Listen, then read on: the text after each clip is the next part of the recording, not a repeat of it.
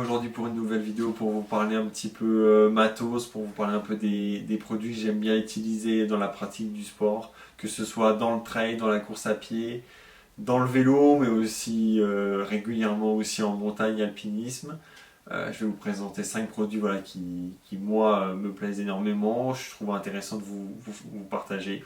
Le premier produit que je vais vous présenter aujourd'hui, c'est une lampe frontale de la marque Stutz, donc une marque française. Une marque française qui est pas très connue par rapport au mastodonte, par exemple, qui est Petzl. Là, on est sur un peu une petite marque, entre guillemets, qui fait des produits de grande qualité, très très simple d'utilisation, un seul bouton pour tout gérer, que ce soit pour l'allumer ou pour l'éteindre et changer de mode. Une recharge devant le produit qui permet de maintenir la batterie sur la lampe et qui permet voilà, de recharger le soir sans trop se poser de questions. On a la possibilité d'acheter des batteries externes pour changer de batterie, donc ça c'est vraiment top. On est sur un seul monobloc à l'avant, on est sur un poids d'à peu près 80 ou 90 grammes pour la lampe et l'ensemble on est sur 110 grammes. On n'a pas de batterie déportée sur l'arrière, donc on a beaucoup plus de maintien même si tout le poids est vers l'avant. J'ai pas tellement trouvé de soucis pour l'instant à ça à voir sur du très très long. On est voilà, sur un produit quand même qui n'est pas donné entre 150 et 160 euros, mais on a quand même l'avantage d'avoir 700 lumens pendant 4 heures et puis 1200 lumens en maximum pendant 2 heures. Donc pour une frontale où tout est devant, c'est quand même assez intéressant. Donc moi, je vous conseille vraiment cette frontale-là, c'est très fiable et puis c'est de très bonne qualité. Le deuxième produit que je voulais vous présenter, c'était un modèle plutôt loisir, un petit peu moins axé performance, un casque audio qu'on vient fixer sur les oreilles de la marque Suunto, le Suunto Wings. C'est à peu près un prix qui ressemble un petit peu à la frontale d'avant, dans les 150 euros. Il faudra que je vous mettrai le prix sous la vidéo. C'est un modèle qui est assez intéressant parce que ça englobe les oreilles, donc ça ne vient pas bloquer, obstruer le son. On entend toujours le bruit des voitures si vous faites notamment du vélo, pour moi c'est indispensable, mais aussi de la course sur route. En trail, ça vous permet d'entendre le bruit de la nature, ce qui est quand même relativement agréable, et puis aussi d'entendre les voitures à certains moments.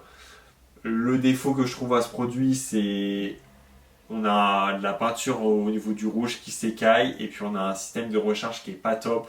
On peut la recharger avec un socle, ce qui permet de doubler en fait l'autonomie.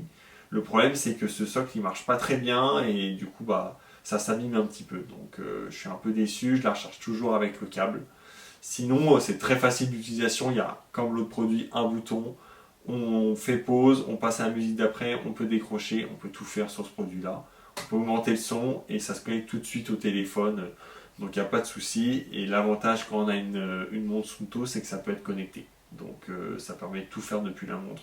Donc un super produit qui est quand même un petit peu cher et qui mériterait peut-être des petits ajustements. J'ai jamais testé la marque Shox, donc à tester pour voir si c'est mieux. Mais en tout cas, voilà, ce produit il est quand même relativement efficace et puis il est très léger, il doit faire dans les 30 grammes quoi. Le troisième produit que je voulais vous présenter, c'est évidemment une montre GPS de la marque toujours Suunto. Donc comme j'en ai parlé tout à l'heure, ça permet aussi de connecter ensemble avec le casque et tout gérer depuis la montre. C'est une montre ultra fine, donc c'est la Suunto Race S. Donc là c'est le modèle Titanium. Le modèle classique, c'est pour moi le meilleur modèle. Il se trouve sur le site Suunto, je pense actuellement dans les 350 euros. Vous pouvez peut-être trouver même la montre à 300 euros sur certains sites. Donc c'est vraiment une super montre, on peut tout faire. Quelques défauts pour moi, il y en a pas beaucoup, mais il y en a deux principalement, voire trois. Le premier, c'est le capteur, parfois ça capte un petit peu mal derrière pour la recharger. Deuxième défaut, c'est qu'il n'y a pas un mode athlétisme, piste d'athlé, comme chez Coros, qui permet de gagner un peu en précision. Et puis le troisième élément un peu négatif, c'est qu'on n'a pas de Pace Pro, de coureur fantôme, ce qui permet de gérer un petit peu son allure sur des longues distances si on donne un parcours avec un temps. Sinon, tous les autres éléments, c'est très facile d'utilisation, ça tient 30 heures en autonomie au maximum, alors que c'est tout fin, ça tient 150 heures, peut-être 140 heures si on enlève certains éléments. Il y a tous les modes sportifs. Franchement, c'est vraiment une montre super qui est pas trop chère et qui est assez fine dans un look plutôt classique, donc ça peut se porter tous les jours. Le quatrième produit que je voulais vous présenter, j'en ai parlé juste avant, donc de la marque Coros. Donc ils font principalement d'habitude des montres, mais là ils ont fait un bracelet capteur cardio. Bon, le gros avantage de ce produit, c'est la fiabilité entre guillemets des mesures. Le deuxième avantage, c'est qu'on peut le fixer au bras et pas en ceinture cardiaque. Et puis pour moi, peut-être l'élément le plus facile, c'est déjà c'est très facile de l'appareiller à une montre. Dès qu'on allume la montre, ça le trouve et puis ça permet de courir tout de suite et pas de prendre 10 ans pour lancer sa course à pied.